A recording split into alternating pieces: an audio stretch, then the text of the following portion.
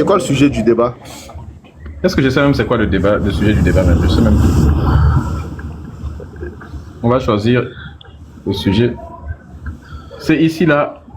Fil gratte, la nuit c'est descendu. Tapotez s'il vous plaît, partagez, sécurisez le live. On tapote, on partage, on sécurise.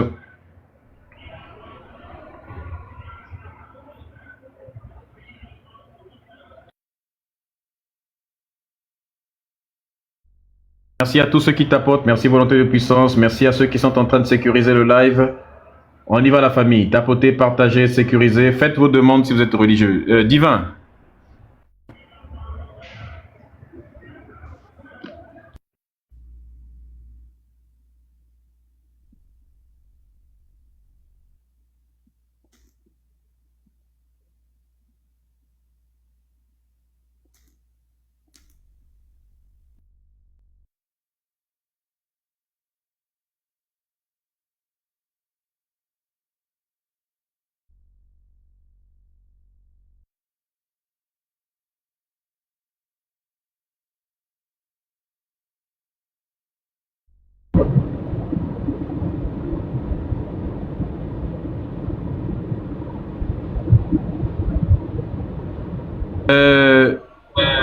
Bige.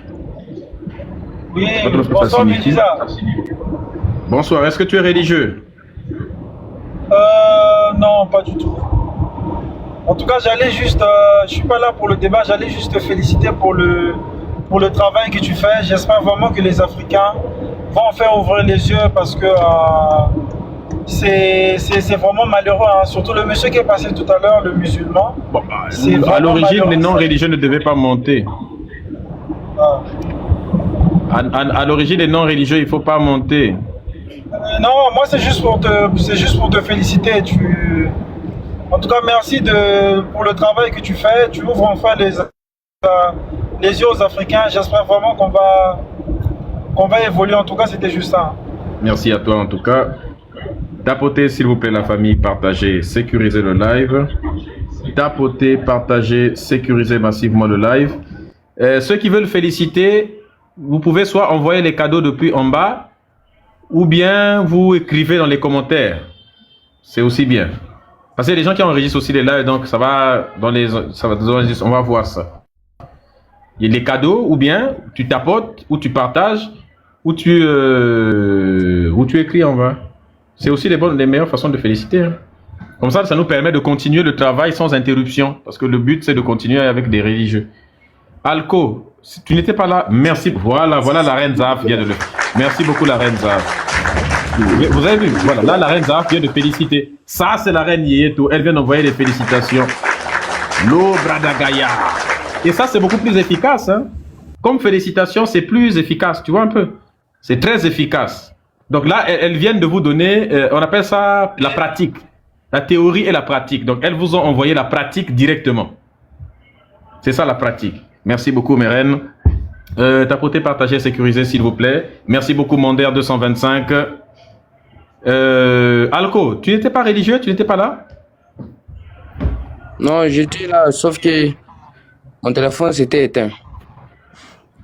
Oh. Mais c'est quoi ta religion? Je suis saint des derniers jours. Ouais, c'est pas toi qui... Ouais, bon. C'est toi le mormon? Oui, c'est moi, donc... Oui. D'accord. Qu'est-ce que l'église des saints des derniers jours a apporté au continent africain? Je crois qu'il a apporté quoi? Donc, comme il est écrit dans la Bible, donc il faut s'aimer les uns et les autres. Donc les Africains ne savaient pas qu'il fallait s'aimer les uns les non, autres. Il a fallu attendre que les Mormons viennent nous enseigner, quittent les États-Unis pour venir apprendre aux Africains à s'aimer les uns les autres. C'est ça, non? C'est ça, oui, mais comme on dit, il y a des doctrines, ça se diffère. Parce qu'à ce moment-là, il y a beaucoup d'églises. Mais notre église, elle est là pour quoi? pour bien planifier des choses comme il est écrit, parce que les gens comprennent la Bible mal. Pour planifier quoi? Pour bien pour bien quoi, enseigner l'évangile, parce que beaucoup de gens ne sont pas bien enseignés. Et ça apporte quoi pour le continent africain? Donc, premièrement, ça apporte l'amour. Et donc, l'Africain ne peut pas connaître l'amour tout seul sans l'Église des Saints des derniers jours. Hein? On n'a jamais connu l'amour. C'est à partir de l'arrivée de cette religion-là que nous, on va connaître l'amour, c'est ça? Non, tu peux connaître, mais sans pour autant pratiquer ça. Quoi? Tu peux connaître l'amour, mais tu ne pratiques pas ça. Il y a beaucoup de gens qui connaissent, mais ils ne pratiquent pas ça. Ils font seulement du mal. Et donc, si je comprends bien, c'est la religion votre religion là, c'est ça qui va nous apprendre à pratiquer l'amour. C'est ça? Oui, c'est pas seulement l'amour et être autonome dans la vie. Donc, l'Africain, si je comprends bien, les Africains ne connaissent ni l'amour, ils ne pratiquent pas l'amour et ils ne sont pas autonomes. C'est cette religion-là qui va venir nous apprendre à être autonomes dans la vie et à pratiquer l'amour, c'est ça? Je dirais oui.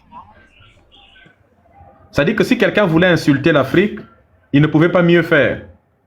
C'est la meilleure façon d'insulter les Africains. De dire que c'est des êtres... Même un raciste ne pouvait pas aller aussi loin. Ou des fois, vous ne vous rendez pas compte, mais vous dites des choses beaucoup plus graves même qu'un raciste. Qu'un Africain dise sur un live, devant 1100 personnes, que c'est la religion apportée par les Blancs en Afrique qui est venue apprendre aux Africains l'amour, la notion de l'amour, et est venue leur apprendre... Quoi d'autre il a dit à part l'amour? Il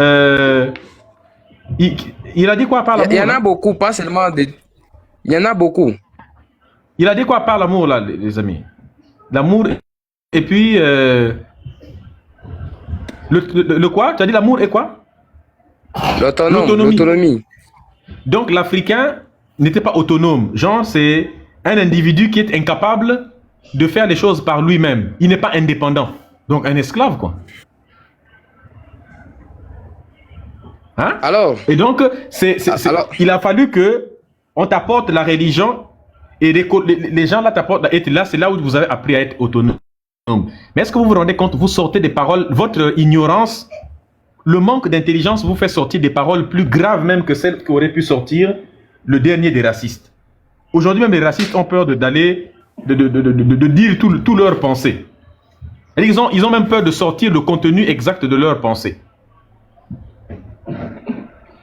Est-ce que tu vois un peu ce que je veux dire? Oui, je vois. Alors, moi j'ai une question. Tu dis qu'auparavant tu étais chrétien toi aussi, et tu croyais aussi en Dieu. Et comme tu as dit que Jésus et Allah et Dieu n'existent pas, lorsque aussi tu étais chrétien, n'est-ce pas, tu voyais des signes sur le pasteur prier, comme on est en train de voir dans l'église des rêves, parce que là, je ne suis pas dans l'église des rêves, parce que j'ai déjà quitté, je suis un ce dernier jour. Il y a des signes qu'on voyait. Le pasteur peut prier comme ça. Des signes. Il y a des gens qui pratiquaient de la magie. Mais lorsqu'il vient à l'église pour quoi? Pour se confesser, pour retourner au Christ. Le pasteur peut prier pour lui et commence à dévouer des choses qu'il faisait du mal, jeter des choses aux gens. Comme, vous comprenez Swahili? Tu as la preuve que les personnes... On appelle ça du cinéma. C'est du cinéma que vous jouez à l'église là-bas. Non, il y a des signes, Quelqu'un peut te donner des prophéties que c'est vrai, tu témoignes même. Il y a des gens qui témoignent, on voit des signes. C'est ça que ça ne fait pas croire que Dieu n'existe pas. Il y a beaucoup de signes qu'on a déjà vus. C'est pour ça que beaucoup de gens ne croient pas. Quoi? Il y a beaucoup de signes qu'on voit et que le pasteur peut prier.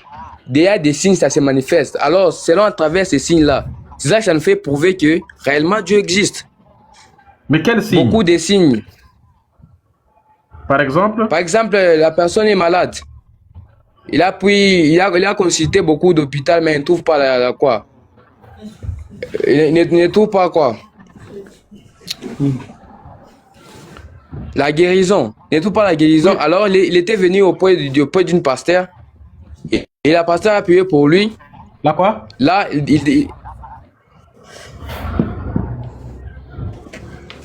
vous m'écoutez ou bien? Oui. Oui. Le problème que je m'inquiète beaucoup, c'est à propos des signes qu'on voit. Il y a des prophéties. On prie pour la personne et puis la personne se sent bien. Des choses comme ça. C'est ça, ça prouve que réellement Dieu existe. Quand vous dites que les noms que vous priez, vous le connaissez. Les hôpitaux que attends. Les hôpitaux que la personne en question a sillonnés en Afrique là. C'est vos hôpitaux en Afrique là où il n'y a rien dedans là-bas, c'est ça? Non, il y a d'autres maladies. Même à l'hôpital, on ne peut pas soigner ça. Oui. C'est-à-dire que c'est toujours dans vos hôpitaux en Afrique où vos présidents ne font la pagaille, ne donnent pas l'argent pour les hôpitaux. Ou vous-même, vous ne construisez pas des hôpitaux, vous construisez que des églises flambant neuves. C'est dans vos hôpitaux où jamais vous ne vous réunissez pour dire, tiens, notre hôpital, l'hôpital de notre quartier n'a pas de scanner, n'a pas d'IRM, ou n'a pas d'échographie. C'est dans ces hôpitaux-là où on ne peut pas faire très bien le diagnostic parce qu'il manque des appareils, il manque beaucoup d'éléments pour faire un bon diagnostic, où les médecins, les pauvres sont surchargés et ils sont sous-payés. C'est dans les hôpitaux là, vous dites que vous avez, même si tu sillonnes 15 hôpitaux, si c'est les 15 hôpitaux n'ont pas d'appareil, des 15 hôpitaux, les médecins sont surchargés, ils n'auront pas le temps. C'est les 15 hôpitaux où pour faire les examens, vous avez toute une liste de personnes. Il y a au moins, je sais pas moi, 60 personnes, 60 même c'est peu, il y a au moins 200 personnes avant toi qui ont déposé les examens là-bas qu'il faut faire. Les pauvres biologistes dans le laboratoire, ils sont fatigués depuis le matin, ils sont en train de faire des examens et des fois il y a ce qu'on appelle, ils sont sous-payés.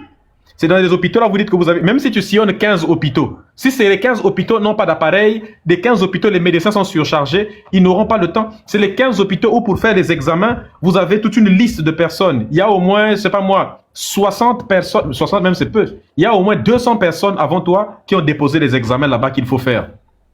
Les pauvres biologistes dans le laboratoire, ils sont fatigués depuis le matin, ils sont en train de faire des examens et des fois il y a ce qu'on appelle des faux, c'est-à-dire que des faux positifs ou bien des trucs comme ça ou des faux négatifs, c'est-à-dire que vous avez fait des examens, mais tellement vous utilisez les mêmes choses, le fait de les réutiliser, les examens parfois ne sont pas très précis.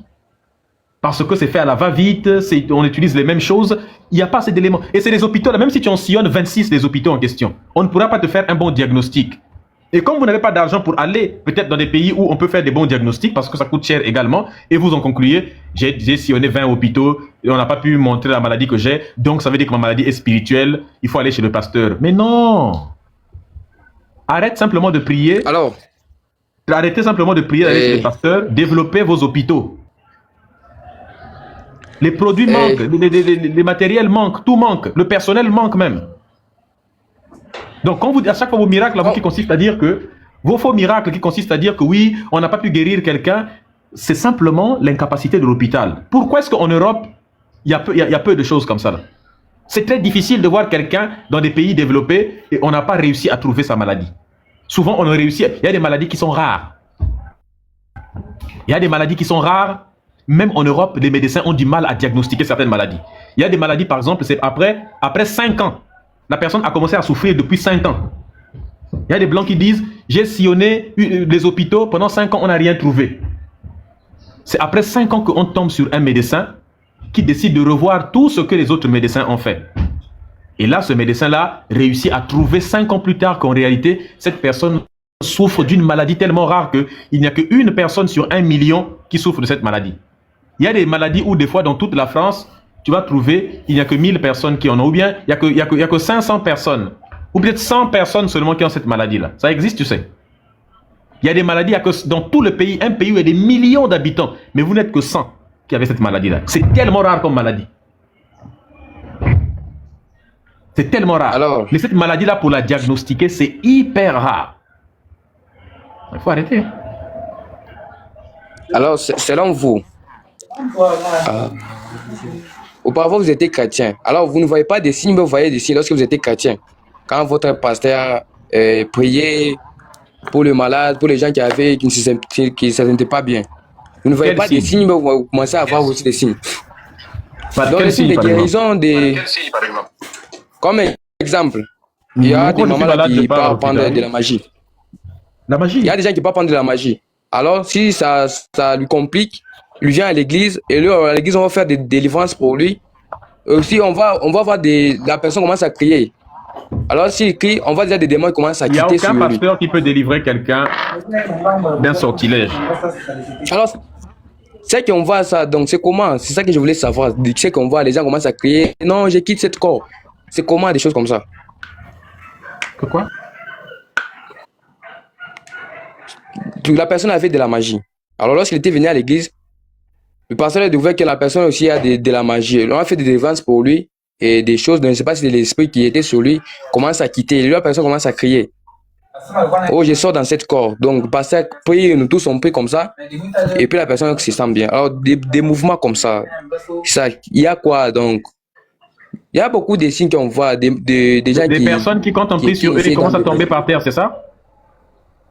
Oui, et puis il y a des cris qui commencent à sortir. Je quitte ce corps. Donc, des choses comme ça. C'est la pauvreté? C'est la pauvreté. Bien sûr. Tu as déjà vu un riche tomber à l'église? Non, Il y a que les non, pauvres qui passent. Il n'y a jamais. Tu as déjà vu un riche venir? Mais il dit la vérité. Des témoignages qui rendent. Que j'ai déjà mangé mon fils, comme ça, ceci, c'est ça. Donc, des choses comme ça.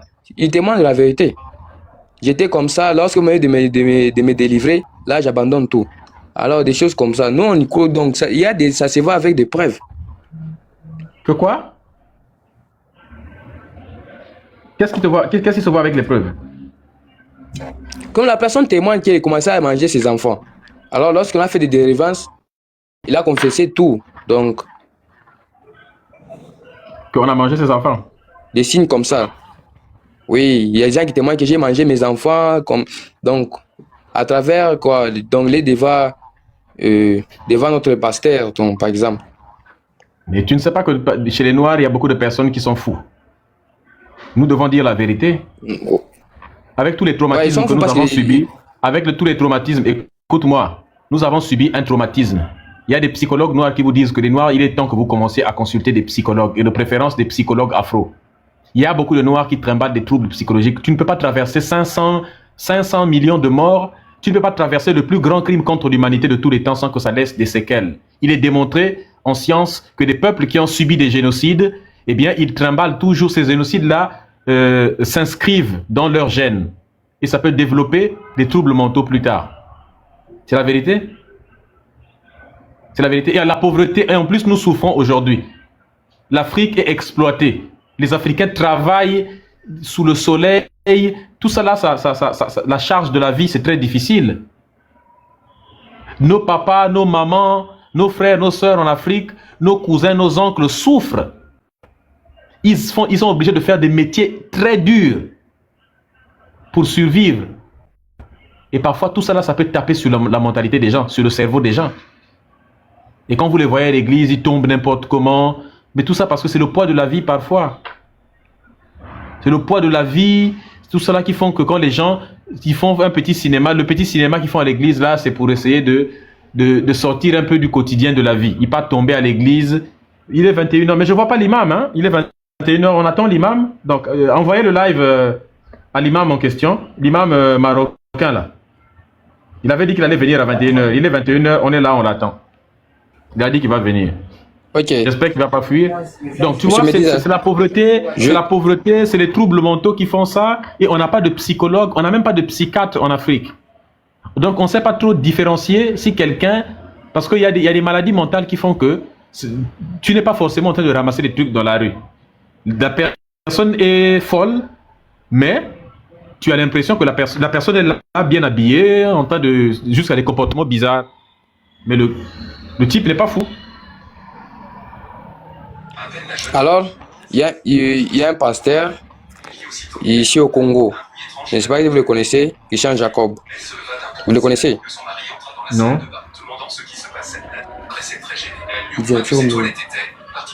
Il a fait quoi? Il avait pris un fou.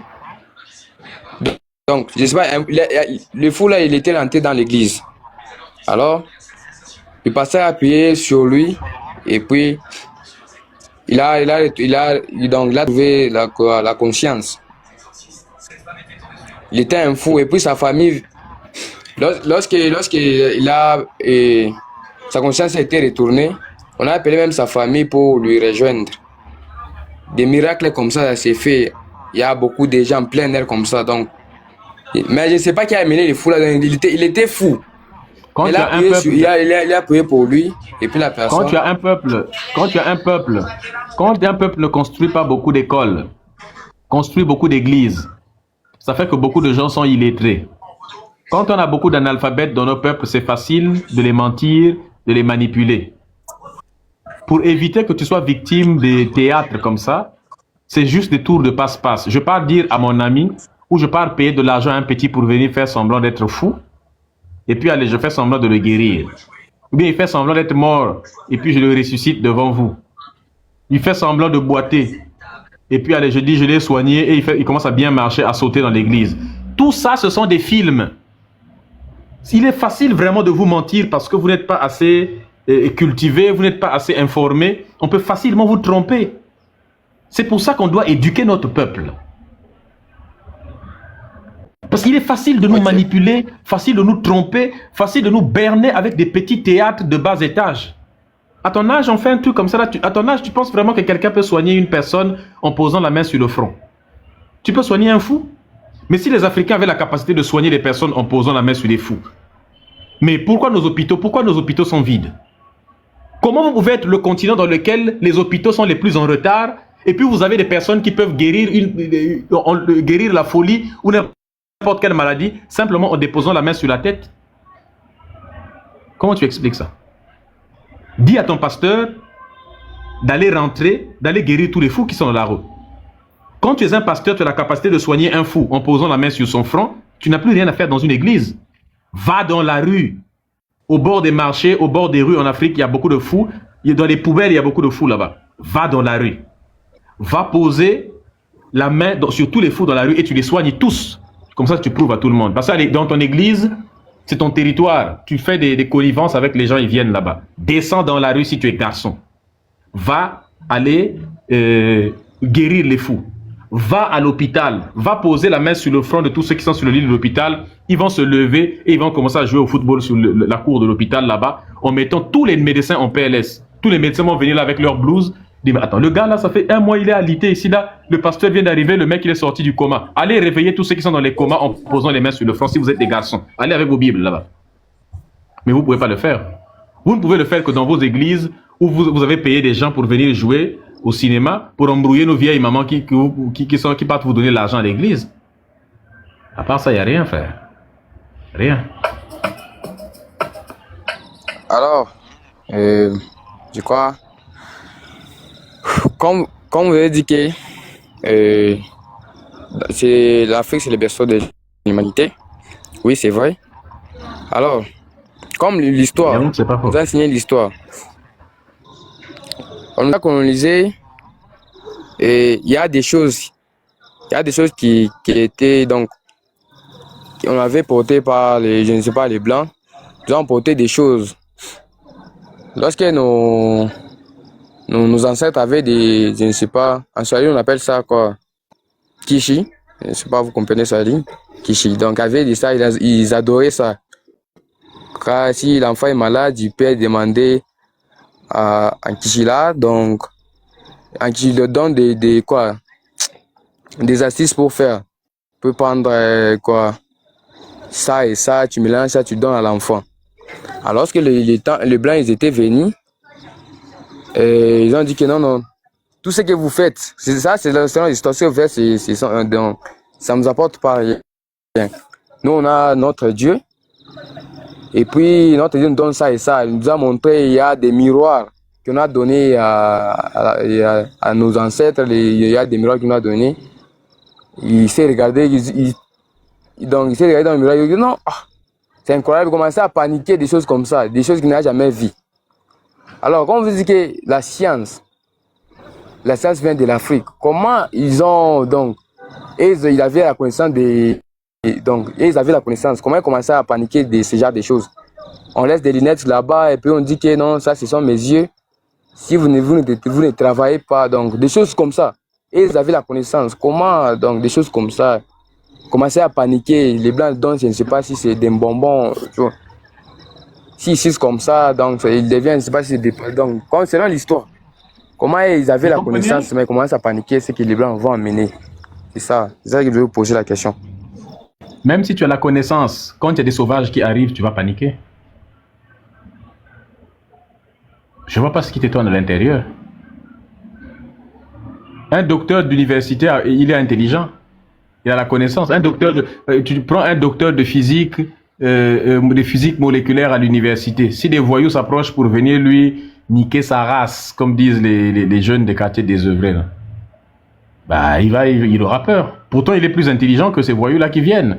Mais les voyous-là viennent pour son portefeuille. Eux, ils venaient pour venir voler nos minerais. Bah, quand il y a des sauvages qui viennent vers toi, tu paniques. C'est normal. C'est humain. Oui. Bon, descends d'abord. Je dois débattre avec un imam là, de l'islam. C'est toi là. Monsieur Médisa.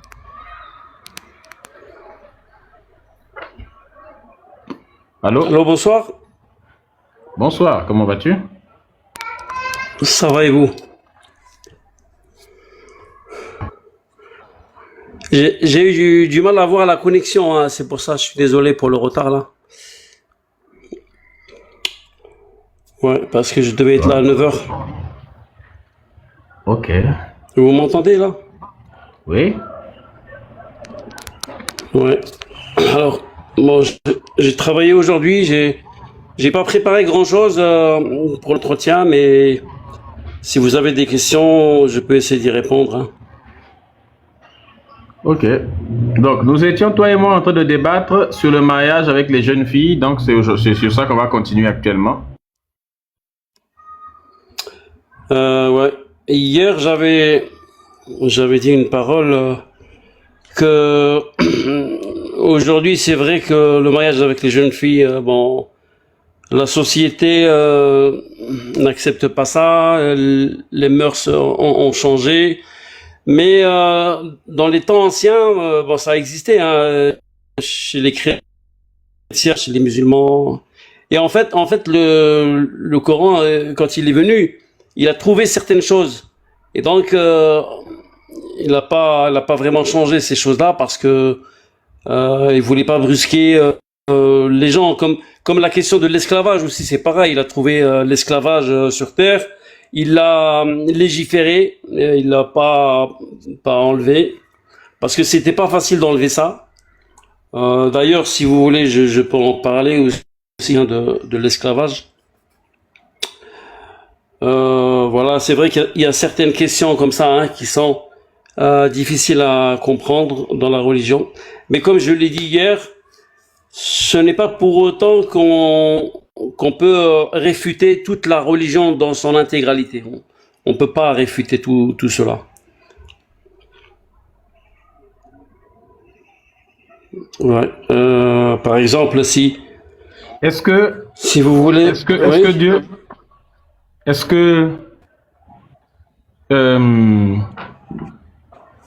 hier nous étions sur le mariage des jeunes filles. Qu'est-ce que tu penses du mariage des jeunes filles? Est-ce que tu es d'accord ou tu es contre avec le fait d'épouser les jeunes filles? Bah, écoutez, à notre époque aujourd'hui, comme je vous dis, ces choses ont changé, donc on peut pas. Ce n'est plus dans notre société, donc je ne suis pas pour ce genre de mariage. Oui, mais ça n'a pas changé grâce à Allah, n'est-ce pas? C'est les êtres humains qui ont changé ça. Oui, oui. Oui. Et maintenant, Allah, tout comme l'esclavage. D'accord, aussi, maintenant. Ouais. Oui, ça c'est les êtres humains qui l'ont modifié. Est-ce que Allah autorise le mariage avec les enfants? Bah, je pense qu'à l'époque, oui, oui. À l'époque. Est-ce que la parole d'Allah est valable seulement pour l'époque ou bien la parole de Allah est valable pour tous les temps? Ben, normalement, la parole d'Allah, elle est valable, hein, pour tous les temps. Voilà, et ça n'empêche pas que quand Allah a autorisé le mariage des jeunes filles, quand Allah a autorisé le mariage des jeunes filles dans le Coran, il a autorisé seulement pour le passé ou bien jusqu'à aujourd'hui, la parole d'Allah qui autorise le mariage des jeunes filles est toujours valable, islamiquement parlant? Bah écoutez, islamiquement parlant, il y a toujours des savants peut-être qui auront des avis différents. Moi, je peux vous dire que c'est toujours valable. Au niveau de la jurisprudence musulmane, certainement que c'est comme ça. Après, il y a des mouftis qui, des fois, ils changent certaines choses et ils disent que Il par change la exemple parole d'Allah. l'islam. Non, en fait, ils disent que l'islam n'est pas contre les nouvelles lois humaines. À partir du moment que les lois humaines sont dans l'éthique, le respect, la bienveillance, les valeurs universelles, eh ben ils disent Mais l'islam quand n'est une, pas contre ces lois-là. mais quand une loi humaine vient contredire la loi d'Allah, l'islam est pour ou est contre cette loi? Ben on va pas dire que vraiment elle l'a contredit, hein. Ma question, c'est quand une loi Après, humaine, c'est une des questions, quand une loi j'avoue, hein. humaine vient Ouais, s'opposer, j'avoue, c'est. quand une loi humaine vient s'opposer frontalement, vient dire exactement le contraire de ce que Allah a dit, est-ce que les musulmans sont d'accord avec, doivent être d'accord avec, ou bien Ça doivent s'y dépend. opposer? Ça dépend. Il faut donner un exemple. Après. Si Allah autorise quelque chose, et puis les lois humaines viennent interdire cela, est-ce que les musulmans doivent suivre Allah ou bien la loi humaine? Ça me rappelle un hadith prophétique qui dit que, bon, avant de quitter ce monde, hein, il a donné le conseil en disant Alaykum bi sunnati wa sunnat al-khulafa ar-rashidin. Dans le sens, il a dit je vous exhorte, je vous conseille de suivre ma tradition, la tradition de mes califes bien guidés, des savants. Voilà. Et donc, en fait, les gens de science, comme je l'ai dit, hein, à partir du moment qu'ils font certaines lois qui vont dans le sens de l'éthique, de la morale, des bonnes valeurs, eh ben, Dieu n'est pas contre, son prophète n'est pas contre. C'est ça. Et en fait, la vérité, c'est pas tout blanc. Tu ne réponds et, pas à la question. comment dire, elle n'a pas, Tu elle ne n'a pas réponds une pas à seule ma... facette, la vérité. C'est ça que. Il faut faire des réponses simples. Ma question, elle est simple. Si Allah, par exemple, interdit quelque chose expressément, si une loi humaine vient autoriser la chose que Allah a interdit, un musulman doit suivre la loi humaine ou bien la loi de Allah, puisqu'on ne peut pas on peut pas faire une chose et son contraire en même temps. Et une chose et son contraire D'accord. n'étant pas vrai en même temps. Merci beaucoup Nadège, merci Django Fidèle. Le musulman doit choisir quoi? La loi d'Allah ou le contraire? Eh ben, il y a certains cas de figure, par exemple, je vais te citer deux exemples. Je te donne un exemple. Le porc. Si une loi, si une Ah ben loi non, humaine moi vient... je te le dis là. Attends. Si un pays, si le Maroc autorise de manger le piment, le porc, alors que la loi d'Allah interdit de manger le porc, un musulman doit suivre la loi du Maroc ou bien la loi de Allah? La loi d'Allah. Voilà. Donc on est d'accord. Un Justement, musulman doit l'exemple toujours du suivre. porc et de l'alcool. Donc on est d'accord. Oui, le oui, principe. oui, oui. Donc on est d'accord. Le principe, c'est que quand une loi humaine s'oppose à la loi d'Allah, le musulman doit toujours suivre la loi de Allah, n'est-ce pas? Ouais. Après, oui, c'est ça. Après, c'est Voilà. aussi une question de foi et de piété. On s'en fout de la foi et de la le piété. plus pieux- C'est le principe qui compte. Oui. N'est-ce Mais, pas? non, mais la foi, la piété aussi, elle joue. Quelqu'un qui est très croyant, qui est très pieux, il s'attache aux lois de Dieu. Et quelqu'un d'autre Peu importe. qui s'en fout La un petit peu. Ne perdons pas le temps sur ces détails inutiles. On parle d'un vrai musulman. Donc, on n'est pas là pour distinguer les niveaux de piété. Un vrai musulman, un musulman digne de ce nom, doit toujours suivre la loi d'Allah, tu viens de dire, comparée à la loi des hommes, n'est-ce pas? Exactement. Ok. Donc, on reprend un autre exemple. Tout à l'heure, là, on a dit si la loi des humains autorise de manger le porc alors que la loi d'Allah l'interdit, eh bien, le musulman doit suivre la loi d'Allah et ne pas manger le porc. N'est-ce pas? Exactement. Oui. Si la loi d'Allah autorise de marier les enfants et la loi des humains interdit de marier les enfants, le musulman doit suivre laquelle des lois? Euh, Ça, je ne nie pas, c'est une question peut-être la plus délicate Non, c'est dans la une question religion simple. musulmane. Applique le même C'est principe que une, tu as appliqué tout de suite pour le porc. c'est une question délicate. Non, non, non, c'est pas une question délicate, c'est Je une question simple. Est-ce que tu peux appliquer la même chose que tu as fait? Applique le même principe que tu as fait pour le porc. ouais. Tu as dit que le musulman Regarde, doit regarde, toujours suivre la loi de Allah. excuse-moi. D'accord, excuse-moi. Il y a un verset coranique qui dit obéissez à Dieu, à son prophète et aux gens de votre autorité. C'est un verset coranique, ça. Et aux gens de l'autorité. Alors, je vous informe que les Saoudiens,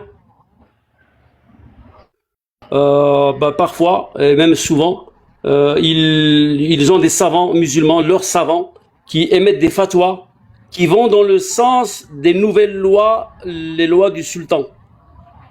Comme par exemple, je vais citer un exemple, par exemple, justement, le mariage à 18 ans, voilà, des jeunes filles à 18 ans.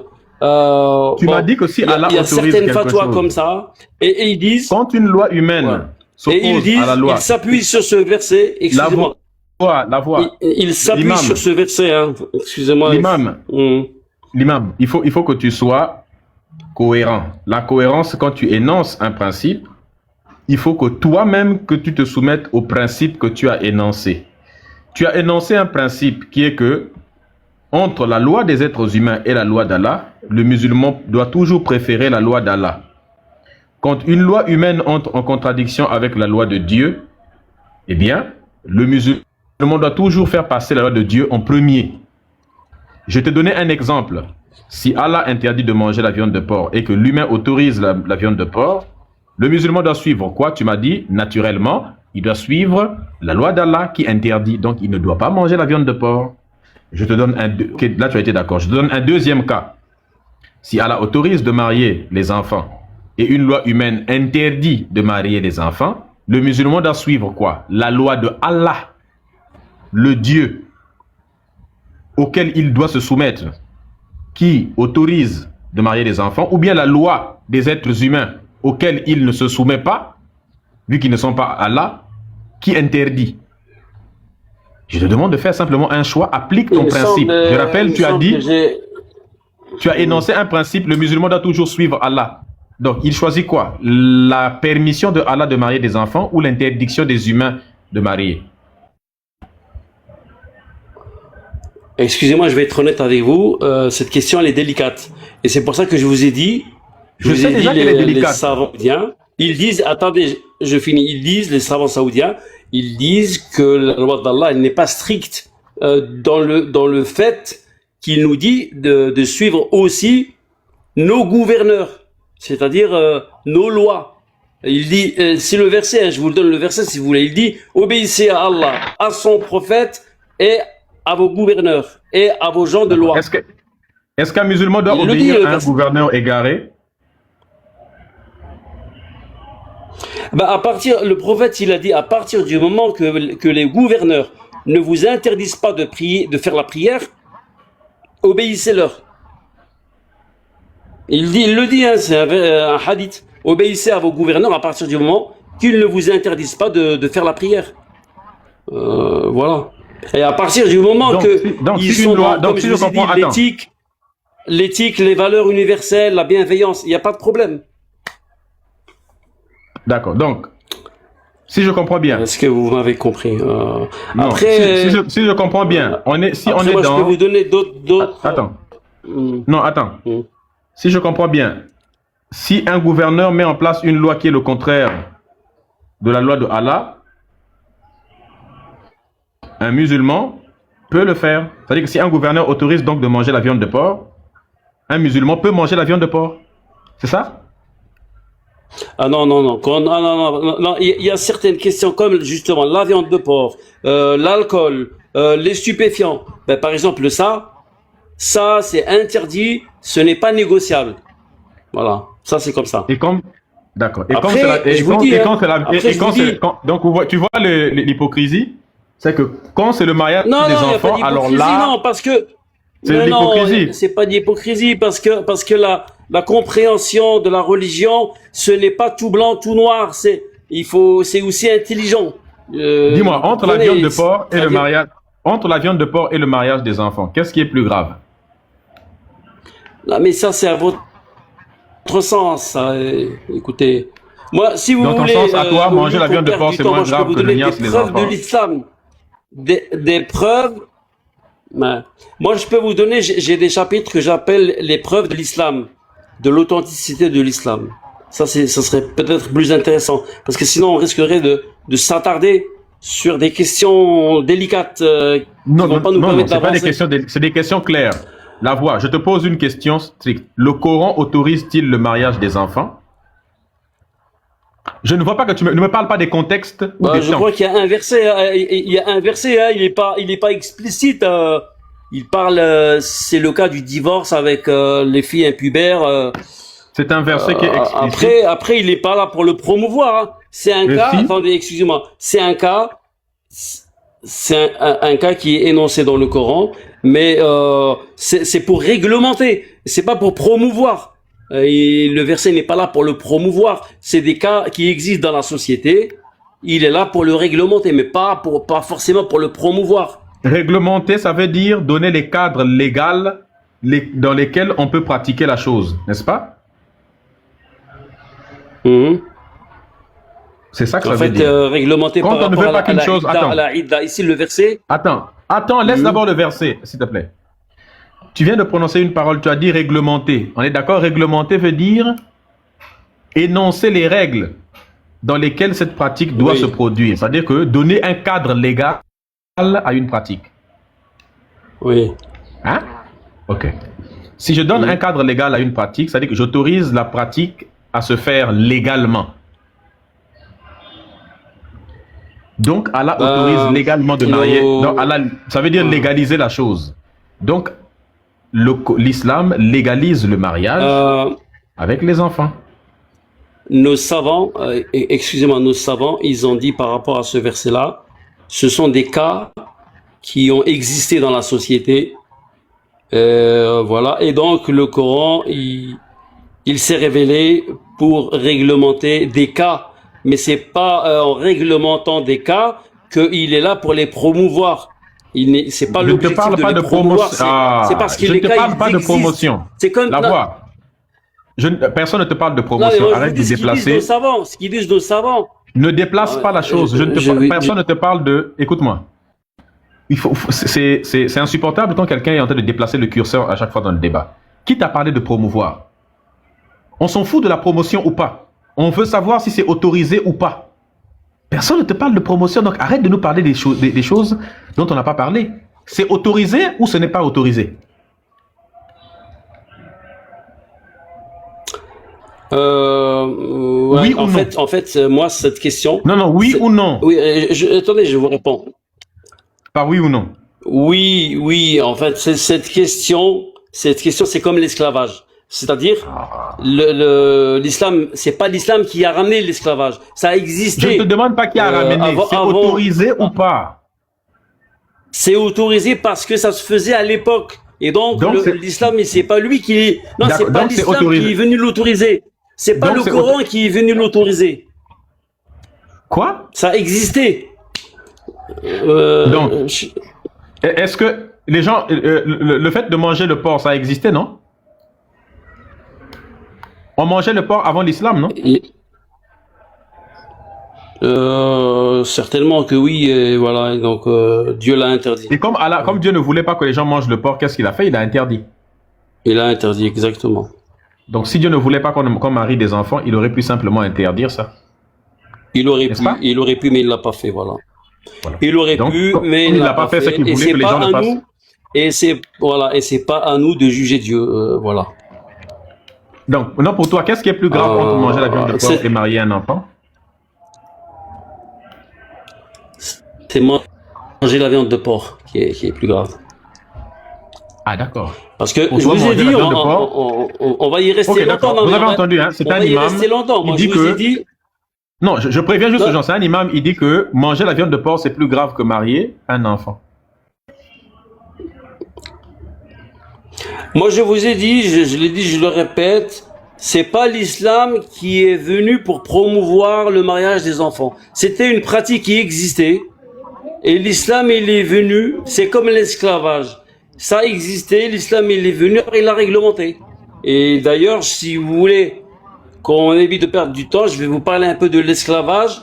Comme ça, vous voyez comment... Non, pas on va parler de l'esclavage tout de suite, là, si tu veux. On finit d'abord avec le mariage des enfants. Donc, on a fini, tu es d'accord? Si tu es d'accord que l'islam autorise le mariage des enfants, on passe à autre chose. Toi, est-ce que si tu vivais dans un pays où la charia est appliquée, si tu es dans un pays musulman où la loi d'Allah est appliquée et où il est autorisé de marier les enfants comme en Irak, tu accepterais que ton enfant se marie? Je sais pas quoi vous dire, c'est délicat. C'est délicat. Non, c'est pas délicat, c'est simple. Parce que je sais que la plupart des pays musulmans aujourd'hui, ils ne pratiquent plus cela. Maintenant, c'est parce que l'ONU a mis une pression.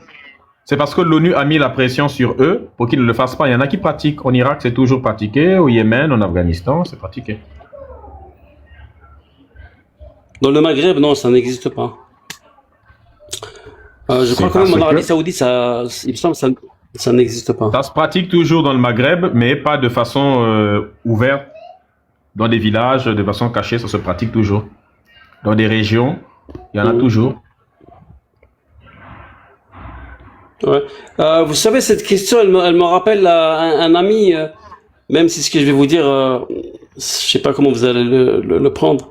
Je me rappelle, il avait un ami d'enfance, il m'a dit, il a eu des relations sexuelles quand il était jeune enfant. Il m'a raconté, il m'a dit qu'il avait vers l'âge de 9 ans, comme ça, vers l'âge de 9 ans. Il m'a dit, c'est incroyable, vous savez, entre jeunes garçons écoliers, à l'époque, on se disait tout, n'importe quoi. Il m'a dit, c'est incroyable, parce qu'après à l'âge adulte, il m'a raconté, il m'a dit, le coït, il m'a dit, il est meilleur et plus extraordinaire à l'enfance. Et je lui dis, pourquoi? Ça change quoi? Il m'a dit, parce qu'à l'âge adulte, il m'a dit, à l'âge adulte, on est interrompu par l'éjaculation, alors qu'à l'âge de l'enfance, il m'a raconté ça, il m'a dit comme ça. Il m'a dit, je pouvais tenir 1 heure et il y avait pas possibilité d'interrompre parce qu'il n'y avait pas d'éjaculation. Il m'a dit l'interruption se faisait juste au niveau psychologique. Il m'a dit après lorsque le sperme il est venu par la suite, il m'a dit maintenant on peut pas durer autant parce que on est interrompu par l'éjaculation. Bon, après moi, c'est juste, ça me rappelle cela, mais c'est pas, une fois de plus, c'est pas pour le promouvoir. Hein. Moi, je vous dis, ça existait, voilà. Et l'islam, il est venu, il a trouvé ces pratiques-là. Il les a réglementées, mais il n'est pas venu pour les promouvoir. Comme la question de l'esclavage, et si vous voulez, on en reparle aussi.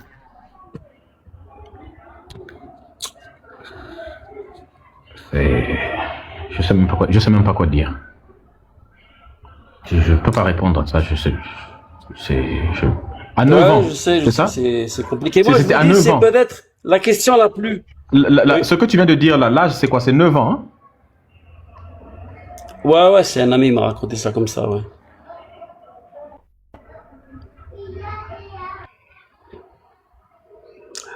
On peut passer à une autre question?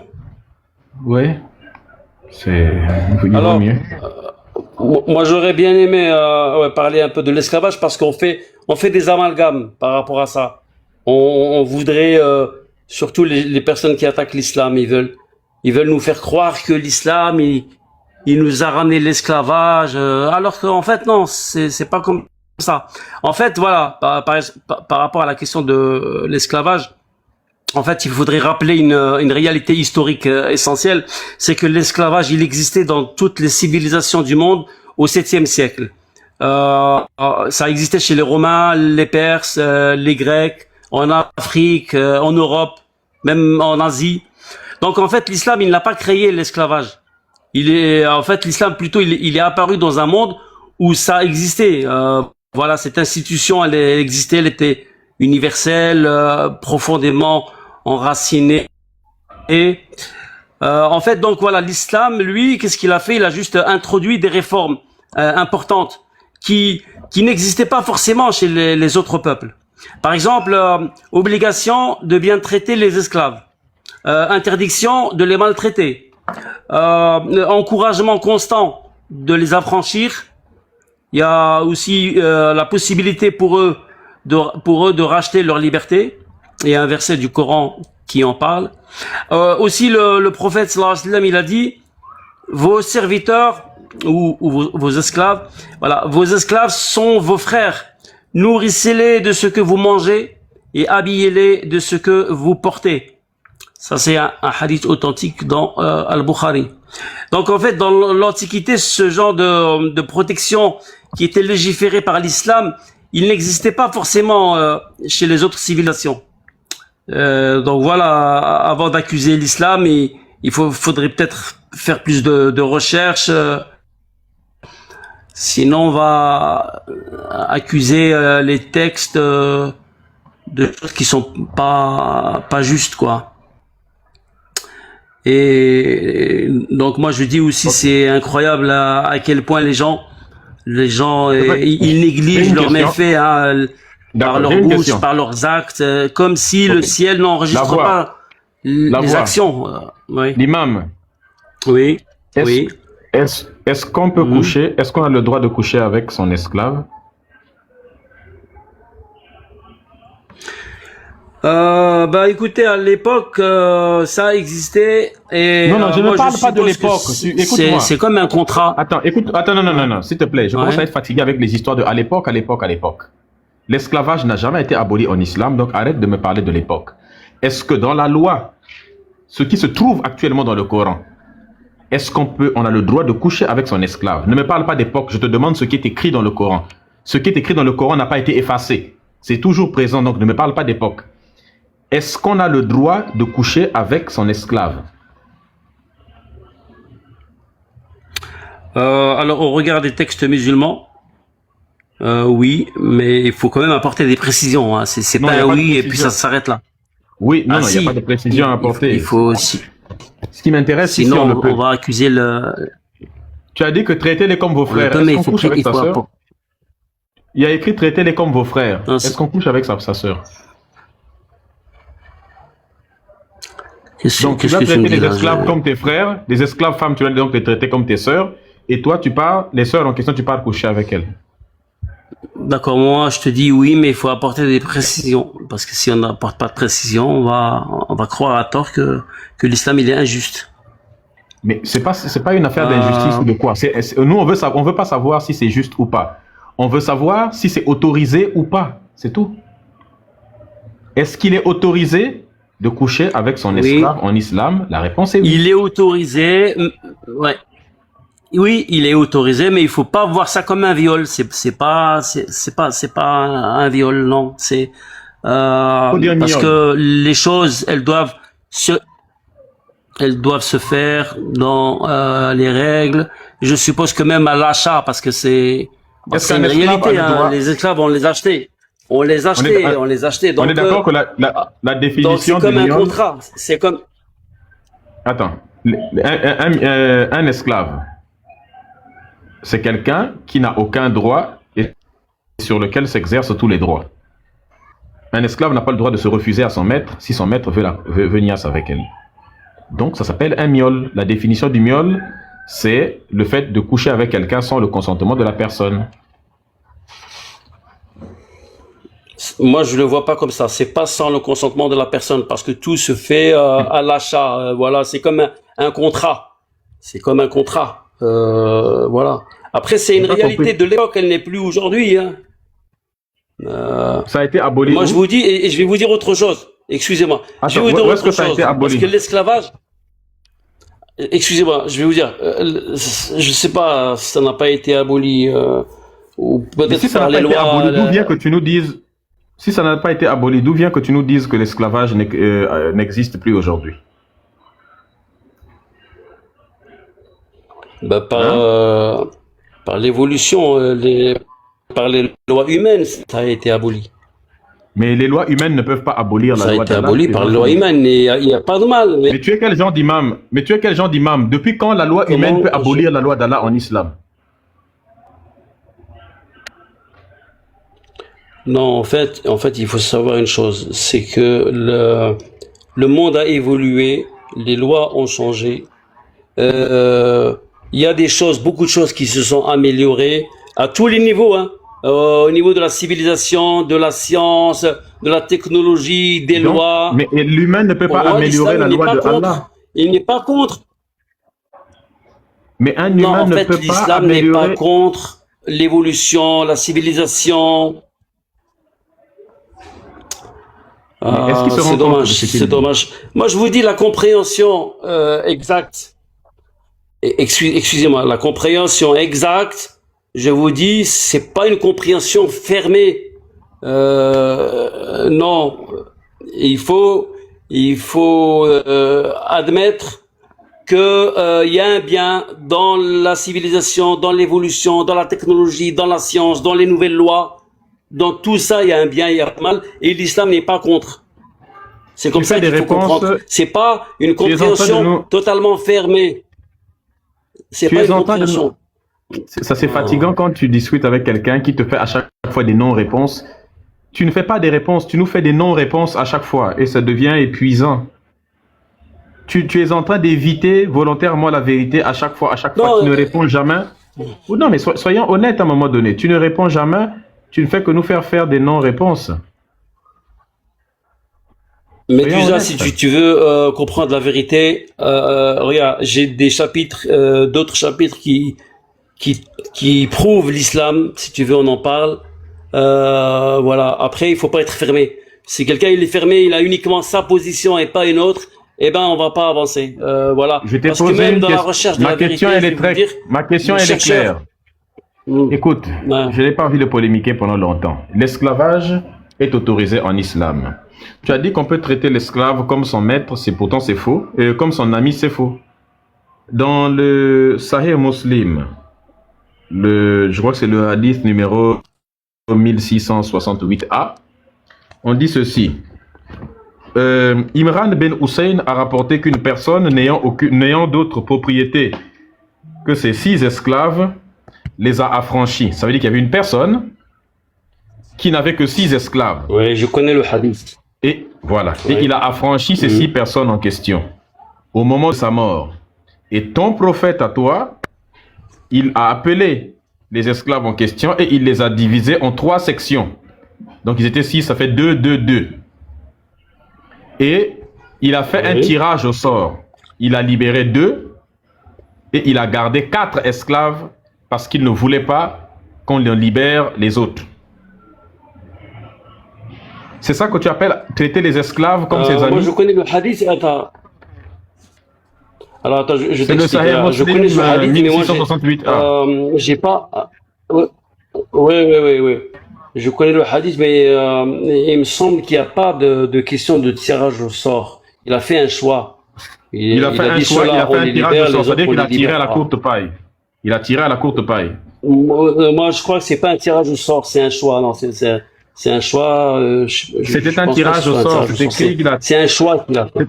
C'est un tirage au sort. Il a tiré. On appelle ça tirer à la courte paille. Il a tiré à la courte paille. C'est une façon de tirer avec un arbre, avec des petits bâtons comme ça. D'accord, alors j'ai pas souvenir. Mais moi, ce que je peux dire tout simplement. Ça, c'est ton par rapport à prophète ça, qui l'a si vous voulez fait. bien, C'est ça que tu appelles écouter traiter les esclaves comme tes amis? D'accord. Oui, mais attendez, je vais vous donner un élément de réponse si vous êtes sincère pour l'écouter.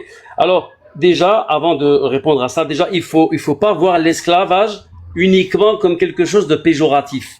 Parce que il y avait des gens à l'époque qui étaient contents d'être esclaves. Je vais vous dire pourquoi ils étaient contents. Par exemple, donne-moi Parce le nom de que- quelqu'un. Attends. Attendez. Donne-moi le nom d'une personne Attendez. qui était contente d'être esclave. Mais attendez, j'explique. C'est-à-dire, il y a des gens qui étaient. Je veux des parce que le exemples. monde, Il ne suffit pas de s'il vous prononcer plaît, parce que s'il ce vous que plaît. tu dis, c'est tellement ridicule. Non. Est-ce que tu peux me Non, donner mais s'il l'exemple vous plaît, d'une personne qui laissez-moi- était contente d'être esclave? Laissez-moi vous expliquer pourquoi je dis ça. Non, ne Parce que m'explique tout pas. Donne-moi simplement- un exemple de ce que Parce tu que viens de tout dire. simplement, oh là là. Et parce que tout simplement, le monde, il était sous-développé. Il y avait gens qui n'avaient ni le toit, ni travail, ni à manger, ni rien. C'est faux. Alors que l'esclave, lui, il travaille, il est au service d'une famille, il est nourri, il est logé, il a un toit. Voilà. Alors qu'il y a des personnes qui sont sans abri, qui sont complètement démunies, et donc le cas de l'esclave, il est meilleur que celui qui est complètement démuni, qui n'a rien du tout. Ce que tu dis est complètement ridicule. Regarde à quel point ce que tu dis est ridicule. C'est une réalité. C'est une réalité. Attends. Tu es un esclavagiste. C'est une réalité. Tu es en train de faire ce qu'on appelle... Ne me coupe pas s'il te plaît. Tu n'as pas voulu que je te coupe. Tu es en train de faire l'apologie de l'esclavage. Et c'est vraiment incroyable qu'un imam fasse l'apologie de l'esclavage, mais en même temps, ça ne nous étonne pas vu que ta religion est esclavagiste. Écoute-moi. Aucun être humain ne pourrait accepter d'aller devenir volontairement l'esclave de quelqu'un, parce que l'esclavage, par définition, c'est une situation dans laquelle un individu perd tous ses droits, toute sa liberté, devient la chose, l'objet d'un autre individu. Quand on se constitue objet, quand on se constitue chose de quelqu'un, on prend un risque. On prend le risque, c'est-à-dire que tu rentres chez quelqu'un, d'abord on te vend et on t'achète. On te vend et on achète.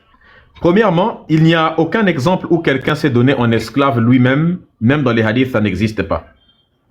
Sinon, je te mets au défi de me sortir un verset ou un hadith où quelqu'un a dit « Je deviens esclave moi-même et je pars au marché pour qu'on m'achète ». Ça n'existe pas. Ou bien un exemple où quelqu'un est parti demander à une autre personne. Tous les exemples d'esclaves que Mohammed et ses compagnons ont possédés, c'est des esclaves qu'ils ont gagnés avec les guerres qu'ils faisaient, c'est-à-dire qu'ils ont réduit des personnes libres en esclavage contre leur volonté, ou des personnes qu'ils ont achetées. Et des personnes qu'ils achetaient sont des personnes qui étaient capturées par d'autres personnes. Donc tous les esclaves étaient des personnes qu'on a arrachées de force à leur liberté. La vérité, c'est qu'un individu préfère vivre dans sa famille, avec les membres de sa famille, en toute liberté, même quand il est pauvre, plutôt que d'aller vivre dans la maison de quelqu'un et devenir son objet, son esclave, où il peut te faire n'importe quoi. Je ne connais aucune femme saine d'esprit qui peut accepter d'aller devenir l'objet de quelqu'un et que la personne ait le droit de vie ou de mort sur elle, que la personne ait le droit de l'utiliser comme il veut, que la personne lui impose tout de A à Z, et en plus que la personne ait le droit de monter sur elle quand et où ça lui chante. Aucune femme saine d'esprit ne peut accepter ça. Donc l'exemple de non à la pauvreté à l'époque, les gens se constituaient esclaves, ça c'est faux. Les Arabes, quand ils ont débarqué par exemple en Afrique, aucun Africain ne s'est volontairement constitué esclave. Khalidura est venu mener une guerre depuis l'Égypte jusqu'au Soudan pour aller imposer le Bacte, dans lequel ils ont capturé des personnes qu'ils ont amenées en Arabie. Les Maghrébins, quand ils étaient capturés au nord de l'Afrique, pour aller, les femmes maghrébines et les hommes maghrébins pour aller travailler dans les champs là-bas, ou bien pour aller être dans des harems, ce n'était pas volontaire. Ce n'était pas les gens qui se sont levés, quittant l'Afrique, les Arabes sont arrivés, suivons-les. C'est faux. Les gens ont été réduits en esclavage par la guerre. Lorsque Mohammed part attaquer la tribu des Banu Khuraïza, et qu'il tue tous les hommes, les 900 hommes de cette tribu, il prend les femmes et les enfants, il les capture pour aller les faire esclaves. Ces femmes et ces enfants n'ont pas donné... Merci beaucoup Talina Palace. Merci beaucoup Talina Palace, incroyable. Merci beaucoup ma reine. Aucune personne saine d'esprit ne peut le faire.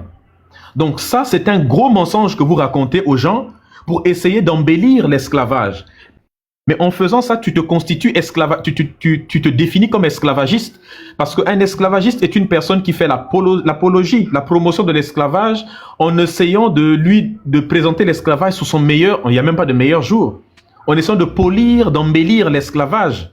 C'est un système d'exploitation d'êtres humains où un être humain est vendu comme un animal, comme du bétail ou comme un objet, et où il est utilisé comme un forcené, où il est utilisé à la guise du propriétaire jusqu'à il peut coucher avec. Tu n'arriveras jamais à convaincre quelqu'un que ça là, c'est quelque chose de bien et que les individus choisissaient d'être ça volontairement. Tu mens. Et c'est ça le danger de la religion. Elle réussit à te faire justifier une horreur, une absurdité. C'est incroyable. Je suis désolé, je t'ai laissé parler.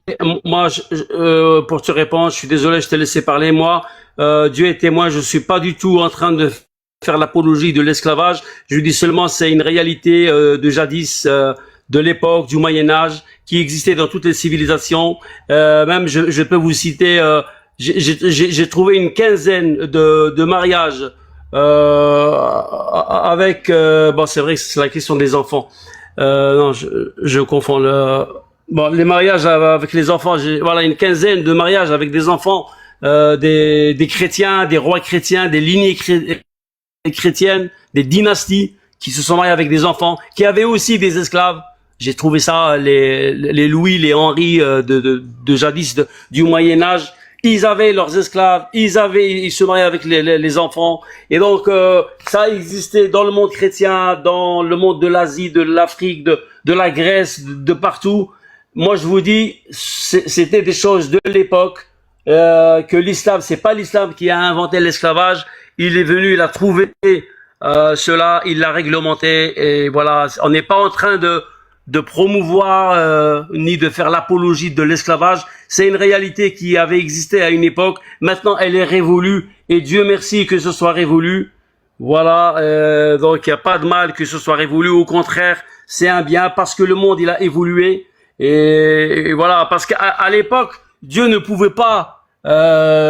Si Dieu il est capable de tout, mais c'était pas facile à l'époque parce que c'était un monde sous-développé où l'esclavage il existait.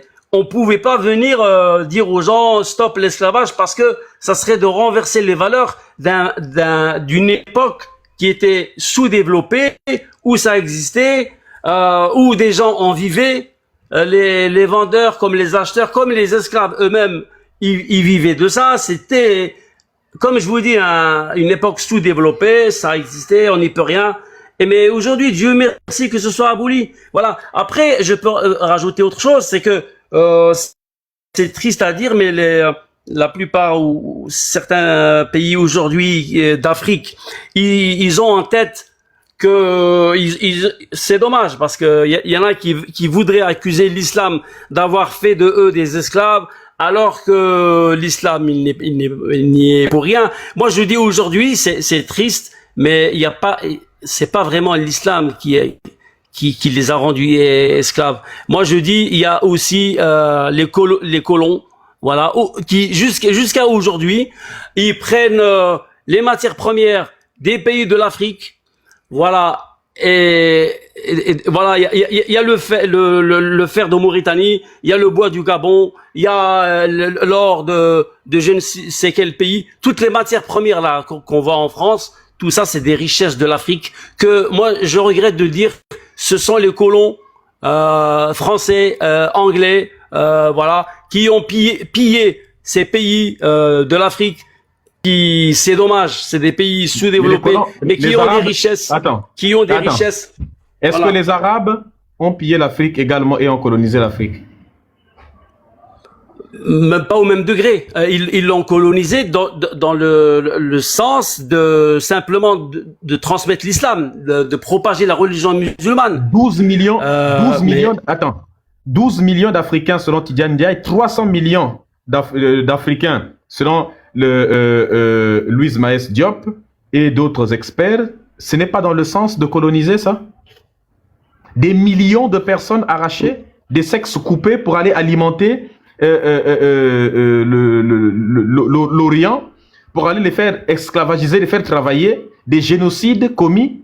Tu dis que ça, ce n'était pas, c'est moins que les Occidentaux. Bon, l'esclavage musulman, c'est 1400 ans, et tu dis que c'est moins. Et même si c'est moins, donc vous êtes en train d'établir l'échelle dans l'horreur. Oui, nous on a fait moins, mais vous avez fait plus. Mais vous êtes tous des esclavagistes. Vous avez assassiné des millions de personnes et vous dites qu'on a fait moins et fait plus. Mais qu'est-ce qu'on en a à foutre que certains aient fait moins ou plus? On parle de millions d'êtres humains, on parle de vies humaines. L'horreur reste l'horreur. Vous essayez d'établir des échelles dans l'horreur pour essayer de se disculper, mais on ne peut pas se disculper. Un crime reste un crime. Au nom de l'islam, des millions de personnes de chez moi ont été assassinées. Et cette religion-là, je dois l'accepter. Je suis désolé s'il est arrivé quelques déviances. En tout cas, s'il est arrivé des déviances, il faut pas imputer cela à l'islam. ni au Mais c'était Coran, pour faire parce le que, djihad. au contraire, Mais c'était au nom de l'islam que non, c'est mais arrivé. Comment ne justement, pas l'imputer à l'islam? non, non, Mais c'est arrivé au nom de l'islam. le Comment je peux djihad, ne pas imputer à l'islam? le, Regarde, ça a été fait au nom de l'islam le djihad par des aussi, il a musulmans. été réglementé. Non, attendez, Le le djihad, djihad mais c'est aussi, ça il a que tu été appelles réglementé. réglementé. L'esclavage est autorisé en islam. Oui, Les musulmans sont partis le faire. Le djihad est autorisé en islam. Les musulmans sont partis s'aimer le djihad à l'extérieur. Il vous a été demandé en fait, d'aller- ce qu'ils sont le ce qu'ils djihad sont est allés autorisé faire en à islam. l'extérieur, ce qu'ils sont allés faire à l'extérieur après la mort du prophète, c'était ce qu'on appelle la prêche, la transmission. Tout comme les apôtres de Jésus, ils ont émigré, ils ont même parlé des langues des autres peuples pour leur prêcher la bonne parole. Donc, les musulmans, pareillement, ils sont partis au Maghreb et ailleurs dans le monde pour prêcher l'islam. Et les peuples qui acceptaient l'islam, on ne devait pas les attaquer, ni leur faire du mal, ni quoi que ce soit. Voilà. Après, c'est vrai qu'ils ont installé des gouvernements politiques justement dans le but de conquérir ces pays-là, parce que la plupart des pays à leur époque c'était des adorateurs d'idoles, adorateurs du feu, des astres, et donc c'était, si vous voulez, aussi un ordre de Dieu que de éradiquer l'idolâtrie sur terre et de promouvoir, d'installer le monothéisme. C'était ça l'objectif, et c'est pas un objectif d'aller combattre les peuples. C'est pas ça l'objectif. C'est pas combattre, c'est transmettre la vérité au monde. C'est éradiquer l'idolâtrie et installer le monothéisme. C'est ça que l'islam a voulu. Après, faut pas le voir en mal. Moi, je dis aujourd'hui, heureusement qu'il y a eu l'islam, parce que déjà aujourd'hui à notre époque, on voit beaucoup d'injustices, de crimes, il y a beaucoup de mal sur terre. Moi, je vous dis, s'il n'y avait pas eu l'islam, ça serait encore pire, parce qu'il y a beaucoup de gens, l'islam, il les empêche d'être injustes, de trahir, de tuer, de faire du mal. Heureusement que l'islam, quand même, il a empêché beaucoup de personnes de commettre le mal. Sinon le mal qu'on voit aujourd'hui, ça serait encore pire. S'il n'y avait pas eu l'islam, s'il n'y avait pas eu des valeurs divines, bah, l'humain va devenir comme un animal. Ça va être le plus fort qui va régner, qui va semer la corruption pour attaquer les plus faibles. Heureusement que l'islam il nous empêche de mentir, de voler, de trahir.